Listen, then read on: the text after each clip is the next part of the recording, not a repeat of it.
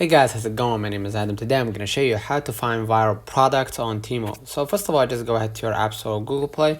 And what I'm going to do here, I'm going to just go ahead and head to Temu. I'm going to just double check if the app needs to be updated. If it does, just go ahead and do it. If it doesn't, just move along to the next step, right? And afterwards, what you're going to do, you're going to open up the, your Temu app, and you got to sign in with your account. Basically, click the categories right here, either below right at least or below middle on your left, and you're gonna see right here the categories and everything. Just scroll a little bit down and you're gonna find right here the trending items. So you're gonna find the viral products right here, bunch of collection of products you're gonna see or witness right here from different categories.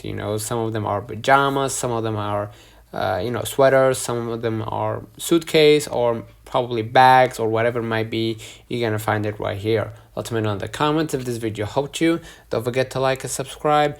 Thank you for watching.